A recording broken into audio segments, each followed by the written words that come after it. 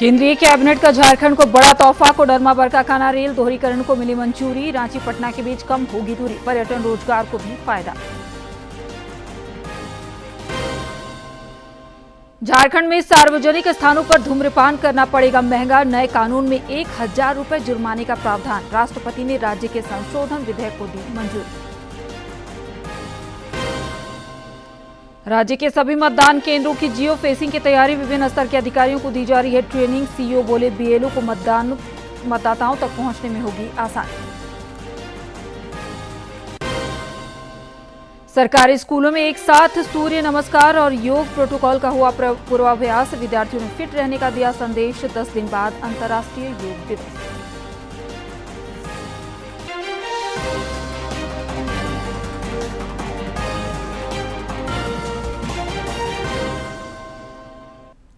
नमस्कार, प्रादेशिक समाचार में आप सभी का स्वागत है। मैं हूं आपके साथ प्रियंका मिश्रा और अब समाचार विस्तार से। झारखंड को केंद्र सरकार ने बड़ी सौगात दी है। कोडरमा से बरकाकाना तक 133 किलोमीटर लंबे रेलखंड पर दोहरी लाइन बिछाने को कैबिनेट ने आज अपनी मंजूरी दे दी है। प्रधानमंत्री नरेंद्र मोदी की अध्यक्षता में हुई कैबिनेट बैठक के बाद रेल एवं सूचना प्रसारण मंत्री अश्विनी वैष्णव ने कहा कि इससे न सिर्फ झारखंड और बिहार के बीच कनेक्टिविटी मजबूत होगी, बल्कि रांची से पटना की दूरी भी कम हो जाएगी।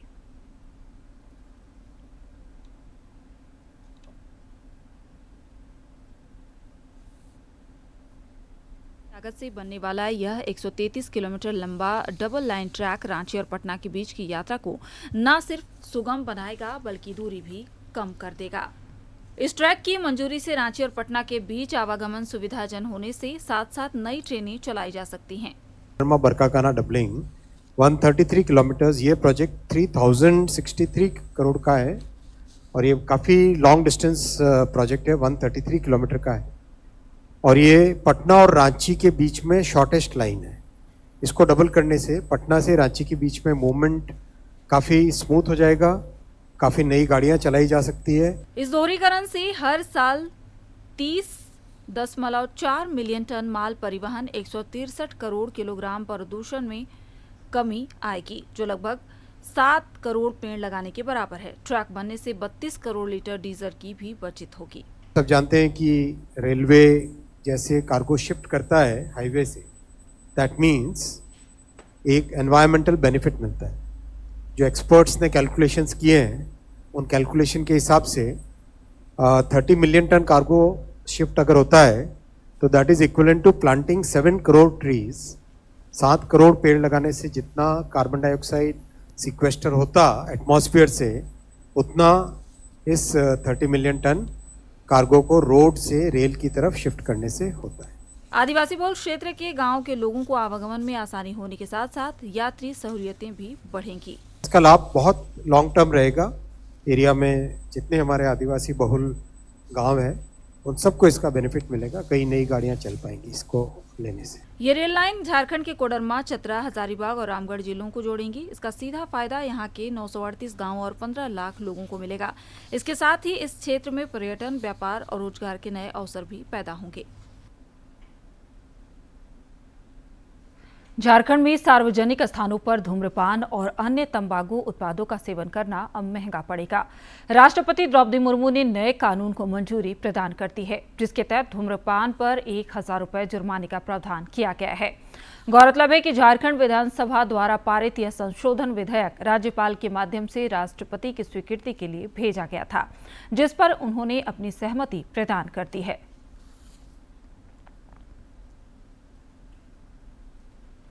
प्रधानमंत्री नरेंद्र मोदी के कुशल नेतृत्व में केंद्र सरकार के सेवा और सुशासन के 11 वर्ष पूरे हो चुके हैं। केंद्र सरकार ने इस अवधि में गरीब कल्याण पर खास जोर दिया, जिससे वंचित वर्गों के जीवन स्तर में खासा सुधार हुआ है। पलामू के सांसद बीडी राम ने चतरा में केंद्र सरकार के 11 वर्ष की उपलब्धियां गिनाई। भाजपा जिला कार्यालय में प्रेस वार्ता को संबोधित करते हुए उन्होंने कहा कि केंद्र सरकार के प्रयासों से देश में ढांचागत संरचना का तेज गति से विकास हो रहा है। कनेक्टिविटी पर भी सरकार का फोकस रहा है, जिससे आवागमन आसान हुआ है। केंद्र सरकार गरीब, किसान, युवा और महिलाओं के लिए सशक्तिकरण के लिए कृत संकल्पित है। रक्षा मंत्री राजनाथ सिंह ने आतंकवाद को लेकर एक बार फिर पाकिस्तान को कड़ी चेतावनी दी है।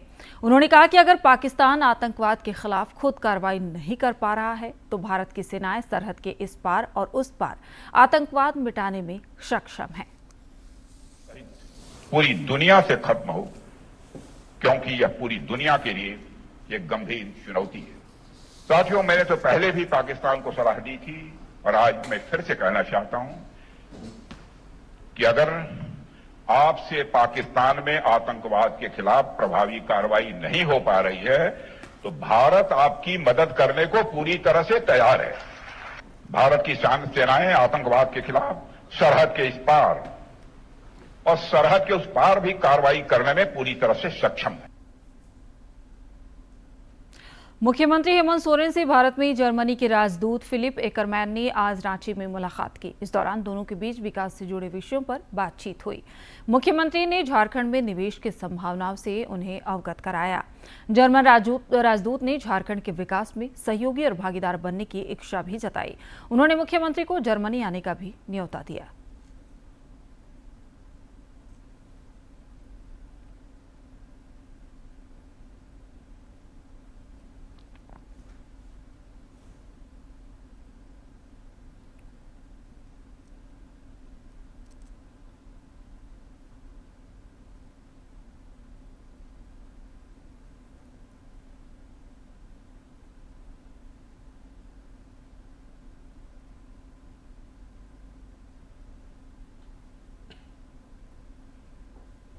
पेसा नियमावली को लेकर आज कांग्रेस द्वारा रांची में कार्यशाला का आयोजन हुआ। कार्यशाला को प्रदेश प्रभारी के राजू, प्रदेश अध्यक्ष केशव महतो कमलेश, राज्य सरकार में शामिल कांग्रेस कोटे के मंत्रियों और अन्य नेताओं ने संबोधित किया।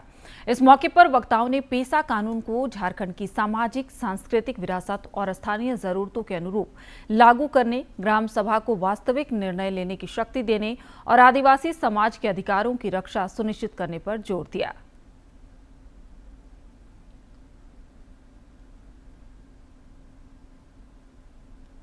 ड्राफ्ट को मजबूत करने के लिए हम हमारा सुझाव फाइनलाइज करेंगे और पहले हम फील्ड में जाके आदिवासी लोगों का बात भी सुनेंगे और फाइनली कांग्रेस पार्टी तरफ से गवर्नमेंट को, पंचायत राज डिपार्टमेंट को हमारा सजेशंस देंगे। देश में तो झारखंड का नाम आए कि सबसे अच्छे तरीके से अगर इन रूल्स को बनाया गया तो वो झारखंड में बनाया गया और सिर्फ कानून ही ना बनाया जाए बल्कि उसके इम्प्लीमेंटेशन को भी हम लोग सुनिश्चित करेंगे और ये सुनिश्चित करेंगे कि जो ग्राम सभा की पारंपरिक व्यवस्था है उसको मजबूती से जमीन पर उतार सकें। धन्यवाद।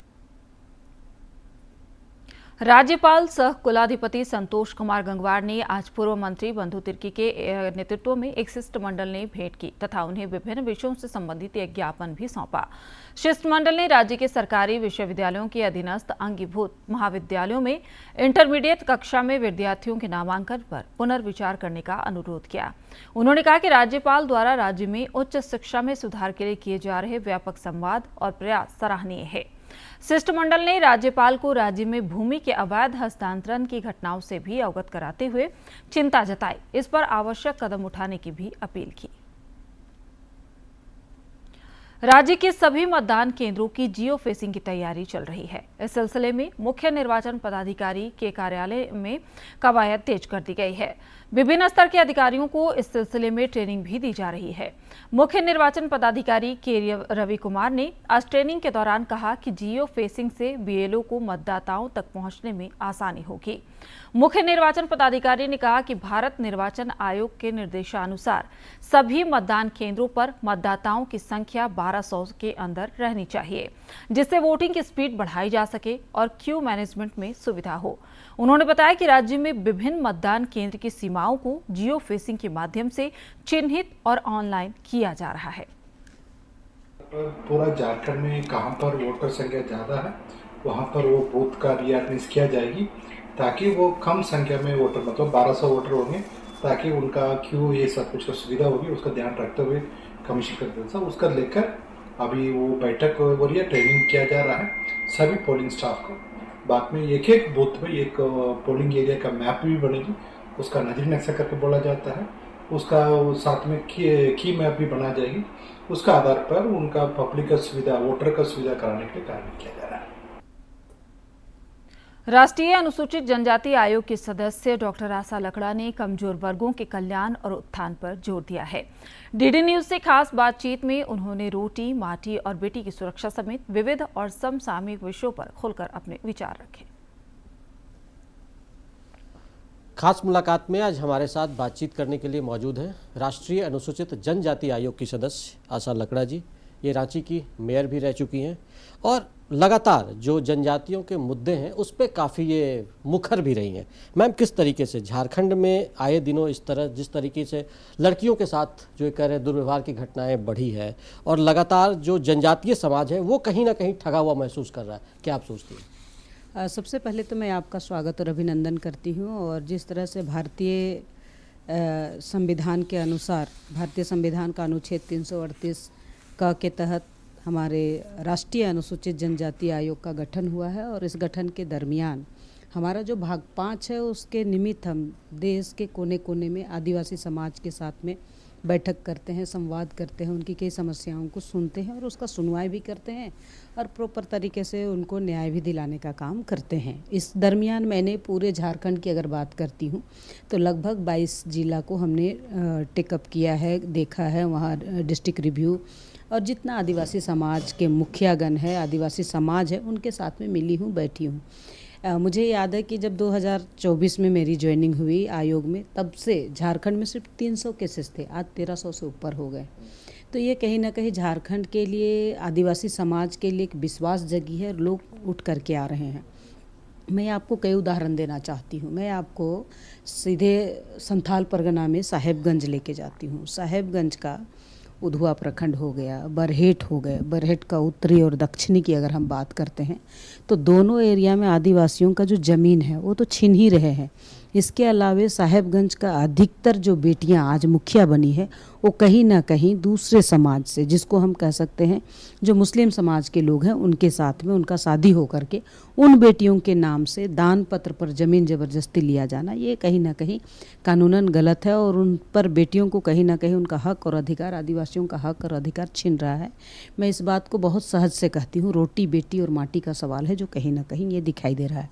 मैं आपको पाकुड़ ले चलती हूँ। पाकुड़ में पिछले दिनों एक घटना हुई थी, गायबथान का नाम बहुत सबने सुना। मैं वहाँ गई, पूरे हमारा आयोग की टीम गई। जाने के बाद वहाँ देखे जो हुपनी मरांडी है, मुझे उनको अभी भी याद है। बेचारा को लाया गया था, दोनों पति पत्नी आए थे हॉस्पिटल में। देवर भाभी को मार दिया गया था पूरे सीने में चढ़ के। किसी तरह का कोई एफआईआर नहीं, कोई किसी तरह का कोई सुनवाई नहीं, और उनके पूरे ज़मीनों को हड़प लिया गया था। उनके जगह पर घर द्वार बना लिए गए थे। और जो मैं वहाँ महेशपुर ब्लॉक है, पाकुड़ का महेशपुर ब्लॉक का गायबथान जब गई, उनके घरों में गई, तो आज तक उनके लिए मूलभूत सुविधा जो चाहिए है, प्रधानमंत्री आवास है, नल से जल है, स्वास्थ्य का ये है, लाइट सिस्टम है, ये सब कुछ नहीं है उनके घर में। झोपड़ी बना करके रह रहे हैं। लेकिन उनकी हिम्मत थी, उन्होंने लड़ा। आयोग ने संज्ञान लिया और वहाँ गई स्वतः संज्ञान लेने के बाद में, और जाके देखे तो सही में उनका ज़मीन को कब्जा किया हुआ। आयोग जाने के बाद में उनको न्याय मिला, उनके ज़मीन को उनके हिस्से में देना पड़ा। यह उन्होंने जो बताए, और उस गांव में जाने के बाद पता चला, पहले जो थे उनका रैयत का जो मुसलमान थे वहाँ का, वो 8 परिवार थे, आज जो 100 परिवार हो गए हैं। तो ये कहीं ना कहीं आदिवासी समाज के सांस्कृतिक पर, आदिवासी समाज के ज़मीन पर, आदिवासी समाज के बेटियों पर बहुत बड़ा कुठाराघात है। बात कर रहे थे राष्ट्रीय अनुसूचित आयोग की सदस्य आशा लकड़ा जी से, जिन्होंने साफ तौर पर कहा कि आयोग निश्चित तौर पर काफ़ी सक्रिय है और जनजातीय समाज के जो छोटे से छोटे मुद्दे हैं उसको भी एड्रेस करने के लिए लगातार संवेदनशील और तत्पर है, ताकि जो जनजातीय समाज है और जो कह सकते हैं कि विकास की मुख्य धारा से पीछे रह गए, उनको किस तरीके से मुख्य धारा में लाया जाए, उसके लिए लगातार प्रयास कर रही है और लोगों से अपील भी करती है कि वो अगर किसी तरह की परेशानी है तो आयोग के समक्ष आए तो निश्चित तौर पर उनका निदान होगा। अपने सहयोगी विकास के साथ मैं दिवाकर कुमार, दूरदर्शन समाचार, रांची। झारखंड लोक सेवा आयोग जेपीएससी द्वारा 11वीं से 13वीं संयुक्त सिविल सेवा मुख्य परीक्षा में सफल घोषित 864 अभ्यर्थियों के इंटरव्यू और डॉक्यूमेंट वेरिफिकेशन का काम किया जा रहा है। डॉक्यूमेंट वेरिफिकेशन की प्रक्रिया 22 जून तक चलेगी।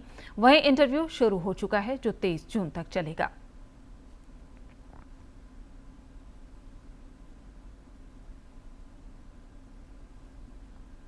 पलामू एसपी के सभाकक्ष में आज क्षेत्रीय पुलिस ड्यूटी मीट का शुभारंभ हुआ। 3 दिवसीय इस मीट के उद्घाटन के मौके पर पुलिस उप महानिरीक्षक नौसाद आलम, पुलिस अधीक्षक रिस्मा रमेशन समेत अन्य गणमान्य लोग मौजूद थे। इस दौरान पुलिस उप महानिरीक्षक ने कहा कि तकनीकी प्रशिक्षण गतिविधियां पुलिसिंग को तथ्यात्मक और वैज्ञानिक बनाती हैं। पुलिस ड्यूटी मीट में पुलिसकर्मियों को फॉरेंसिक क्राइम इन्वेस्टिगेशन, साइबर विश्लेषण समेत अन्य प्रशिक्षण दिए जा रहे हैं। साथ ही प्रतियोगिताएं भी आयोजित हो रही हैं।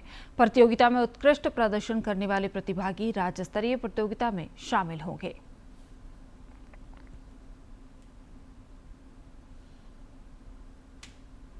रांची उपायुक्त मंजूनाथ भंजत्री की अध्यक्षता में आज सदर अस्पताल के सभागार में अस्पताल प्रबंधन समिति की एक महत्वपूर्ण बैठक आयोजित की गई।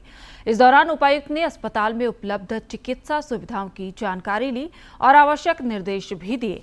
मरीजों की सुविधा के लिए ओपीडी के समय को और अधिक प्रभावी बनाने का निर्णय लिया गया। उपायुक्त ने देश के कुछ हिस्सों में कोविड के बढ़ते मामले को लेकर सतर्कता बरतने की भी हिदायत दी।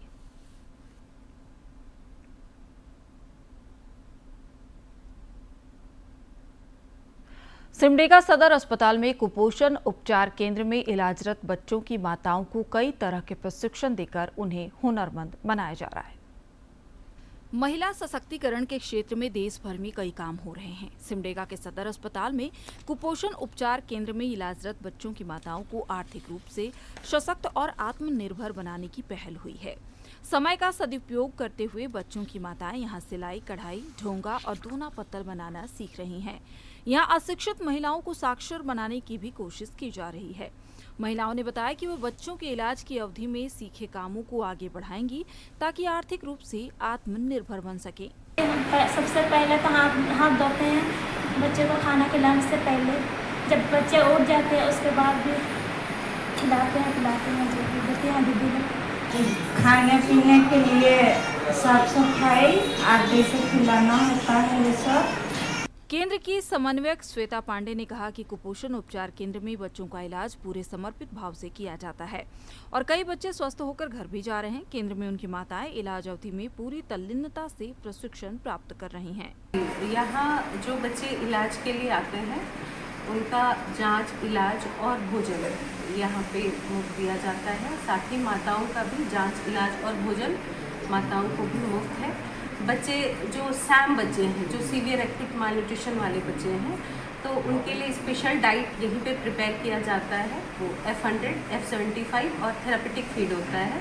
तो वो बच्चे के रिक्वायरमेंट के अकॉर्डिंग हम लोग बच्चों को फीड देते हैं। जिले के civil surgeon doctor Ramdev Paswan ने भी बताया कि कुपोषित बच्चों के इलाज अवधि में उनकी माताओं को कई तरह के प्रशिक्षण दिए जा रहे हैं। आने वाले दिनों में और बेहतर प्रशिक्षण दिया जाएगा। जो माताएं हैं वो बैठ के रह जाती हैं।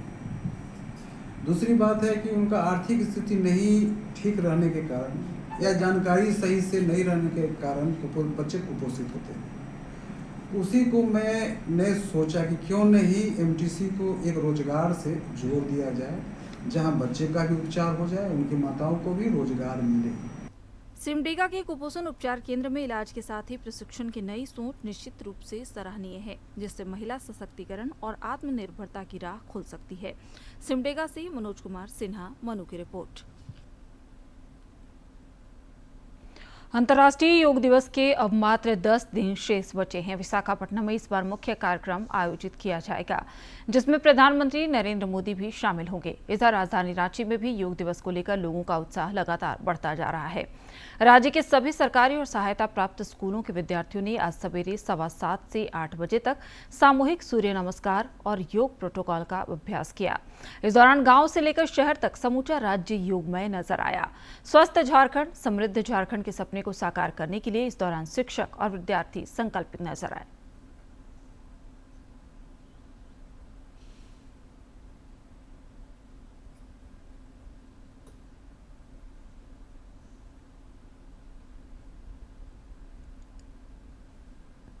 रांची में खेल विभाग की 2 दिवसीय बैठक आज से शुरू हो गई है। स्थानीय टीआई सभागार में आयोजित इस बैठक में राज्य ओलंपिक संघ के अलावा विभिन्न खेल संघों के प्रतिनिधि हिस्सा ले रहे हैं।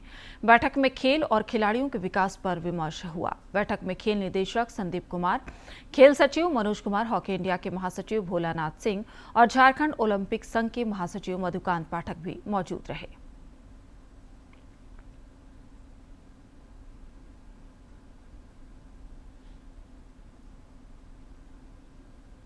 पुरी स्थित श्री जगन्नाथ मंदिर, रांची के जगन्नाथपुर मंदिर और बोकारो इस्पात नगर स्थित जगन्नाथ मंदिर में आज भगवान जगन्नाथ का महास्नान संपन्न हुआ।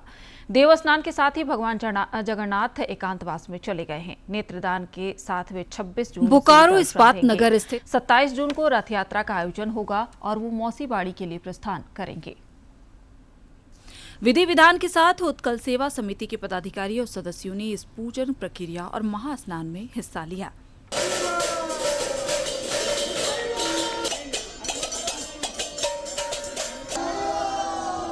मंदिर के पुजारी प्रफुल्ल कर ने बताया कि महास्नान के बाद भगवान कुछ दिन अस्वस्थ रहते हैं। इस दौरान अगले 14-15 दिनों तक भगवान श्रद्धालुओं को दर्शन नहीं देंगे।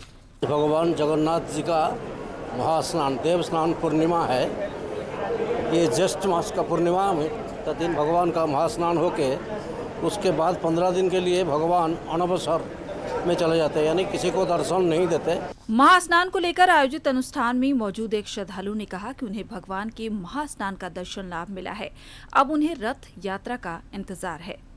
आज जगन्नाथ भगवान जी को मंदिर से यहाँ लाया गया है। उनको आज स्नान करवाया जाएगा और उसका बाद से फिर 15 दिन में विश्राम करेंगे।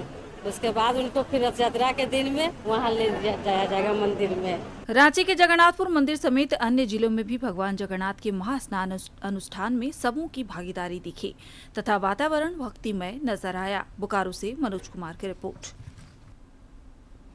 पलामू जिले में अवैध वसूली और नियमों के उल्लंघन के कारण खनन विभाग ने 40 बालू घाटों की बंदोबस्ती रद्द कर दी है।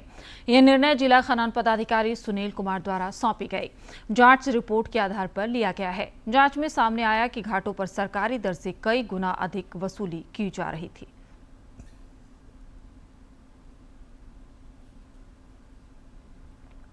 समानता और भक्ति के प्रतीक संत कबीर दास जी की आज जयंती मनाई जा रही है।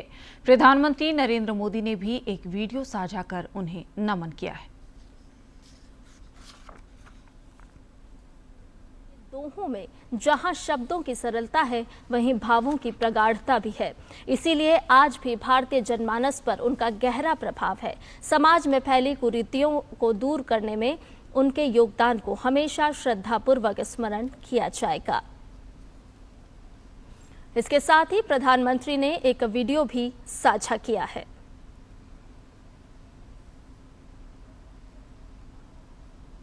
संत कबीरदास जी ने अपनी साखियों और दोहों के माध्यम से सामाजिक समानता, शांति और भाईचारे पर बल दिया।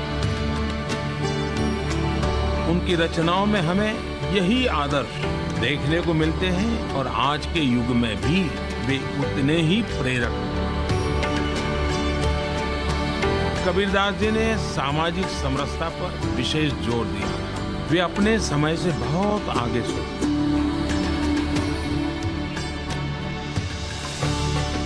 उस समय जब विश्व में अवनति और संघर्ष का दौर चल रहा था, उन्होंने शांति और सद्भाव का संदेश दिया और लोकमानस को एकजुट करके मतभेदों को दूर करने का काम किया।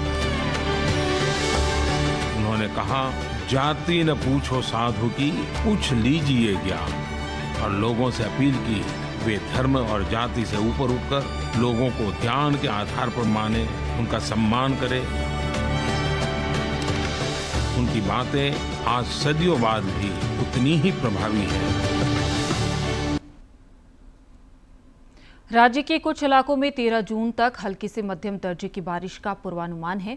2 दिनों बाद तापमान में 2 से 3 डिग्री सेल्सियस तक की गिरावट हो सकती है। 17 जून तक कई इलाकों में आंधी और वज्रपात को लेकर चेतावनी भी जारी की गई है। इधर दक्षिणी पश्चिमी मानसून के देश में आगे बढ़ने की अनुकूल परिस्थिति बनी हुई है। 14 जून तक इसके मध्य भारत और उससे सटे पूर्वी भारत के कुछ और हिस्सों में पहुंचने की भी संभावना है।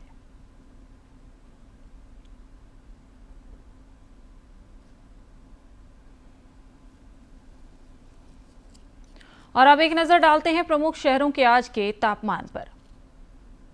राजधानी रांची का अधिकतम तापमान 34 और न्यूनतम 23.6 डिग्री सेल्सियस रिकॉर्ड किया गया है, जबकि जमशेदपुर का अधिकतम तापमान 35.8 और न्यूनतम 25.6 तथा डाल्टनगंज का अधिकतम तापमान 40.1 और न्यूनतम तापमान 28.4 डिग्री सेल्सियस रिकॉर्ड किया गया।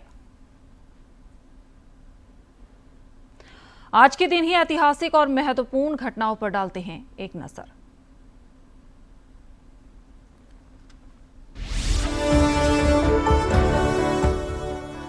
जून वर्ष 1897 में राम प्रसाद बिस्मिल का जन्म उत्तर प्रदेश के शाहजहांपुर में हुआ। वे भारत के स्वतंत्रता संग्राम के एक क्रांतिवीर थे। राम प्रसाद बिस्मिल का नाम उन 4 क्रांतिकारियों में शामिल है जिन्हें काकोरी ट्रेन एक्शन के लिए ब्रिटिश सरकार द्वारा फांसी दी गई। काकोरी ट्रेन एक्शन द्वारा स्वाधीनता सेनानियों ने सरकारी खजाना लूटकर जनता को यह संदेश दिया कि क्रांतिकारी आम जनता के नहीं बल्कि शासन के विरोधी हैं। इस एक्शन में 4 क्रांतिवीरों को मृत्युदंड दिया गया। इनमें राम प्रसाद बिस्मिल के साथ अन्य 3 मुख्य क्रांतिकारी थे, राजेंद्र नाथ लाहिड़ी, अशफाकुल्ला खां और रोशन सिंह। 19 दिसंबर वर्ष 1927 में उन्हें अन्य क्रांतिकारियों के साथ उत्तर प्रदेश के अलग अलग जेलों में फांसी दी गई। 11 जून वर्ष 1987 में मार्गरेट थेचर ने तीसरी बार ब्रिटेन का प्रधानमंत्री पद संभाला। वे इतिहास में लौह महिला के नाम से भी मशहूर रही। ब्रिटेन के करीब 160 सालों के संसदीय इतिहास में वो लगातार तीसरी बार सत्ता में लौटने वाली पहली प्रधानमंत्री थी। मार्गरेट थेचर के नेतृत्व में कंजर्वेटिव पार्टी लगातार तीसरी बार सत्ता में आई थी। लगभग 12 साल तक थेचर ने प्रधानमंत्री पद संभाला। अंत में मुख्य समाचार एक बार फिर।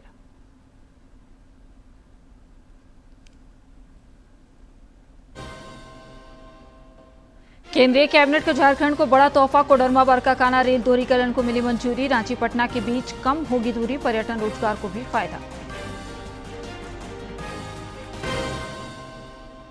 झारखंड में सार्वजनिक स्थानों पर धूम्रपान करना पड़ेगा महंगा, नए कानून में 1000 रुपए जुर्माने का प्रावधान। राष्ट्रपति ने राज्य के संशोधन विधेयक को दी मंजूरी। राज्य के सभी मतदान केंद्रों की जियो फेंसिंग की तैयारी, विभिन्न स्तर के अधिकारियों को दी जा रही है ट्रेनिंग। सीईओ बोले बीएलओ को मतदाताओं तक पहुंचने में होगी आसानी।